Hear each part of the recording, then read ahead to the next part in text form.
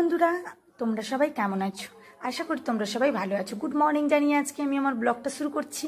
আর দেখতে পেয়েছো কত সুন্দর আজকের পাহাড়ের একদম পরিষ্কার হয়ে গেছে আর কি। পাহাড়ের দৃশ্যটা কতটা সুন্দর না? আর পাহাড়ের দৃশ্যটা ভালো লাগলে কিন্তু বলো সবাই, হ্যাঁ, কেমন লাগলো। তো যাই হোক, আর এইদিকে দেখো রাগনি দিদিভাই জামা কাপড় মিলছিল, আমি চলে এসেছিলাম।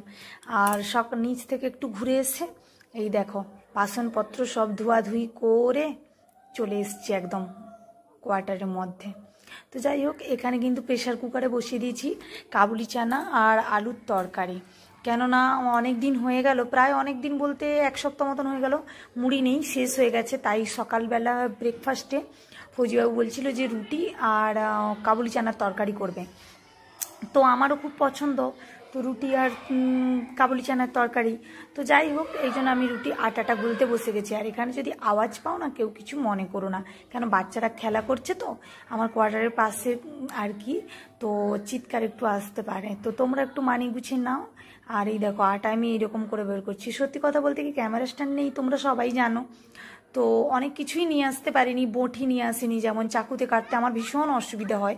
বঁটি থাকলে হয়তো, আমাদের এখানে ক্যাম্পে না অনেক অনেক আম হয়েছে জানো তো, যে নিয়ে এসে আচার বানাবো বা আমচুর বানাবো, যেটা বলে আমরা আমসোটা। তো যাই হোক, আমাদের ভাষায়, তোমরা কি ভাষায় বলো তোমরা অবশ্যই কমেন্ট করো, তো আমি জানি না। তো এই দেখো, আর এখানে পরিমাণ মতো নুন দিয়ে নেব। আর সত্যি কথা বলতে আমার একটু পরোটা বেশি ভালো লাগে। তো রুটি কেন বলেছে যে গ্যাস হয়ে যাচ্ছে, তেলের জিনিস 3 টাইম 4 টাইম সব সময় তেলের জিনিস তৈরি করছো, তো ওই জন্য রুটি করো, রুটি বরং ভালো, চট করে গ্যাস অ্যাসিড হয় না, এমনি বলছে। বললাম ঠিক আছে তাহলে চলো। তো দেখেছো তো, আটা গলতে যেয়ে এই যে পুরো নিজে মেখে নিয়েছি, আমার গোটা মুখটা ভর্তি হয়ে গেছিলো। তোমাদেরকে দেখাইনি, দেখালে তো হাসবে তোমরা। তো যাই হোক, টাইম পাই না তো কি করব বলো, ভিডিও এডিটিং করতে আজকে বসেছি। আজকে কিন্তু জামাই ষষ্ঠী, ভীষণই মনটা খারাপ যখন আটা গুলাচ্ছি। এই মানে আটা গুলানোটা বড় কথা না, আটা গুলানোর ভিডিওটা তো কালকে বানিয়েছি, কিন্তু কি বলো তো, কয়েকদিন হলো মানে এত মন খারাপ। সবাই জামাই ষষ্ঠী, সত্যি কথা। আর ফৌজিবাবু আমি বাড়ি থাকলেও না, ও জামাই ষষ্ঠীতে তার মানে আসতে পারে না, ছুটি পায় না। তো এই জন্য, তো যাই হোক, কথা বলতে বলতে আমারও এখানে দেখো আটাটা গোলা হয়ে গেছে সুন্দর করে। এবার একে একটু একটু গোল গোল করে নিব সুন্দর করে। আর সত্যি কথা বলতে কি, বেশিক্ষণ মানে একটু বেশি পরিমাণ জল দিয়ে যেন না পাতলা হয়ে যায়, দেখে পরিমাণ মতো তো করলে বেশ ভালো হয় আর কি, থাসলে। তো আটাটা একটু বেশি পরিমাণ জল দিয়ে, তো আর অনেকক্ষণ থাসলে আটাটা নরম হয়। তো যাই হোক, আমি তো জানি না, আমাদের এখানে যেই আটা পেয়েছি আমাদের কোয়ার্টারে, তো সেই আটাই দিয়ে আমি বানাচ্ছি। তো ওরকম কিছু না, যেহেতু ফৌজিবাবুর টাইম থাকে না, প্রচণ্ড পরিমাণে ব্যস্ত। তোমাদেরকে আগের ব্লগে আমি বলেছি, রাত্রি 12টা সময় বাড়ি আসে ডেলি, ভালো লাগে না এরকম। আর সানডেতে তো কোথাও নিয়ে যেতে পারে না। তো মন খারাপ থাকলে যখন কোথাও মার্কেটে মানে বাজার করতে যায়, সবজি মার্কেট বা হাওয়া ভরতে, ওই দিন হাওয়া ভরতে গেছিলো, তাই আমাকে নিয়ে গেছিলো আর কি। তো এই জন্য, তো চলো। আর এখানে দেখো আমার কাবুলি চানা আর আলুর তরকারি হয়ে গেছে। আমি কেমন বানাই আমি তোমাদেরকে শেয়ার করব। আমি কোনো সময় না যে মশলা কষিয়ে এটাকে সিদ্ধ করে এরকম বানাই না। আমার এই প্রেশার কুকারটা মানে কি বলবো, গ্যাসেও বসে আর ইন্ডাকশানেও বসে, মানে দুটোর জন্যই নেওয়া হয়েছে। ফৌজিবাবু এটা এনেছিল সিএসডি থেকে, কলকাতার। তো যাই হোক, তো চলো, বেশি কিছু বলবো না। আর রুটিও আমার সব হয়ে গেছে, এটা লাস্টের রুটি। আর বাম দিকে ফোন, বাঁ হাতে ফোন ধরে ডান হাতে মানে সব কিছু করারও না প্রচুর একটু অসুবিধা হয়, কিন্তু কিছু করার নেই।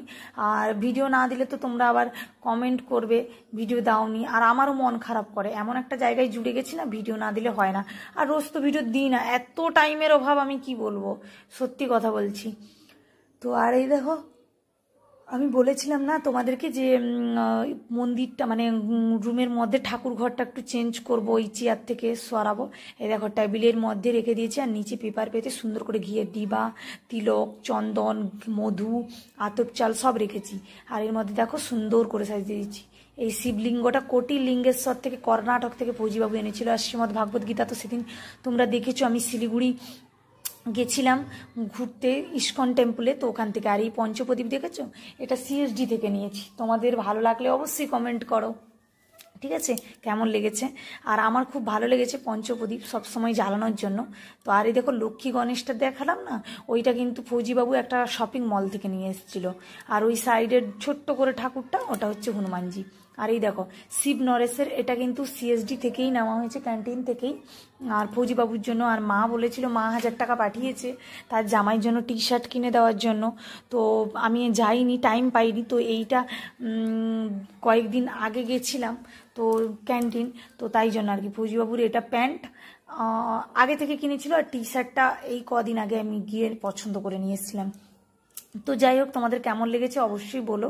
এর আগে এইটা সকালে সমস্ত কাজ হয়ে গেছে, সত্যি কথা, রান্না বান্না সবটাই। আর রান্না হয়ে যাওয়ার পরে কি বলছে জানো ফৌজিবাবু, আমাকে বলছে তুমি ভাত শুধু রান্না করবে আর সবজি যা কিছু আমি নিয়ে আসবো। তো তোমরাই বলো, হাসি লাগবে না? আমার হাসি পাচ্ছে। তাহলে এত কষ্ট করে আমাকে রান্না কেন করালে বলো? তো যাই হোক, রাতের জন্য রেখে দিব। আর সারাদিন আজকে তাহলে ফ্রি হয়ে গেলাম। মানে একদিন যদি রান্না করতে না হয়, এটা ভাবা যায় জাস্ট।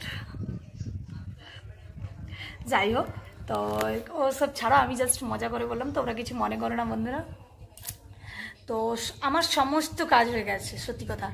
এবার আমি নিয়ে এলেই খাওয়া দাওয়া শুরু করবো আমরা সবাই। তো চলো। আর ফৌজিবাবুর টি শার্টটা তো তোমাদের দেখালাম, কেমন লেগেছে অবশ্যই বলো কিন্তু। ওই কালারগুলো খুব ভালো লাগে।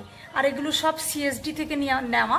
আর আমি এখন টাইম পাইনি বলে সিএসডি যেতে পারিনি, যেহেতু কাপড়ের ব্যবসাটা আমার কোয়ার্টারে চলছে। একদম টাইম পাই না, কেন আমি যেই মুহূর্তে চলে যাবো হয়তো কাপড় নিতে কেউ না কেউ আসবে, তাই ভেবেই কিন্তু আমি আর যাইনি। তো যাই হোক, যখন আমি করব তখন তোমাদেরকে দেখাবো, ঠিক আছে? আর এই দেখো, এইখানে বিরিয়ানি নিয়ে এসেছিল ফৌজিবাবু, ঠিক আছে, আলাদা করে, মানে চাল ভাতটাকে আলাদা করে মশলাই করা আছে, আর চিকেনগুলো আলাদা করে, মানে এটা একসঙ্গে আমাদেরকে মেশাতে হবে। তো যার যতটা পরিমাণ গ্রেভি লাগবে সেটা নিতে পারে। তো এতটা পরিমাণে গ্রেভি দিয়েছিল ওই চিকেনটার মধ্যে, কি আর বলবো। তো চলো, আমার মেয়ের কিন্তু সামলায়নি, খাওয়া হয়ে গেছে। আর এখানে দেখো পার্সেল চলে এসছে হঠাৎ করে। আমি কোম্পানিকে ফোন করেছিলাম, আমি কলকাতা থেকেই মাল নিই, তো এই জন্য আর কি। তো তার একটা স্যাম্পল দেখাচ্ছি তোমাদেরকে। এই শাড়িটা একটা দেখো, আমি পার্ট ভেঙেছি, অনেক বিক্রি হয়ে গেছে মাল। তো এখানে একটা পার্ট ভেঙেছি, এই কালারটা আমার খুব পছন্দের। তো আমি বললাম যে একটা নিয়ে নিই, পরবো শাড়ি। তো এই ভেবেই কিন্তু খুলেছি। তো চলো, এখন কিন্তু খাওয়া দাওয়া সেরে কিন্তু ঘুম থেকে উঠে এই রেডি হচ্ছিলাম। ফৌজিবাবু বলছিল, বলে তুমি বাইরে একটু তো ঘুরে আসতে পারো, মন মেজাজ ভালো হবে। আর আমি না কোথাও না গেলে না, আমাকে ভীষণ পরিমাণে বকে, আমার প্রচুর রাগ ওঠে যেন এত বকলে। তো এই দেখো, সাজুগুজু সেরকম কোনো কিছু করিনি, ক্রিম ট্রিম কোনো কিছু মাখি না, কেন আমার অ্যালার্জি আছে, পুরো ভরে যায় মুখ। তো এই জন্য আমি একটুখানি ফেস ওয়াশ দিয়ে মুখ ধুয়ে নিয়ে এসে চটপট করে চুলটা আঁচড়ে সিঁদুর পরে নিচ্ছি। আর একটু কাজল লাগিয়েছি, একটু লিপস্টিক। সত্যি কথা বলতে আমি ক্রিম ট্রিম সেরকম হিজিবিজি মাখি না, কেননা আমার মাখলেই আমার মুখে র্যাশেস বেরিয়ে যায় আর আমার মুখ পুরো ফুলে যায়। তো সেই জন্য আমি কোনো কিছু করি না। আর দেখো, সাজুগুজু করে তো এসছিলাম, একটু কমপ্লেক্সের দিকে যাব, কিন্তু এখানে দেখি এখানে মহা হাতির দল, বাবা বাবা, আর কোথাও নেই। এত বদমাশিরা জঙ্গল থেকে বেরিয়ে এসে কার কোয়ার্টারের সামনে যাবে, কাকে মারতে ছুটে যাচ্ছে, এর পাগল করে দিচ্ছে। বর্ষা হলে নাকি এখানে জানি না কোয়ার্টারের সামনে এসে বসে থাকে, আর দল দল বেরোয়। এ তো কম, অনেক বেরিয়েছে। তো দাঁতলিয়া হাতি পুরো আর কি জঙ্গলের মধ্যে থাকে।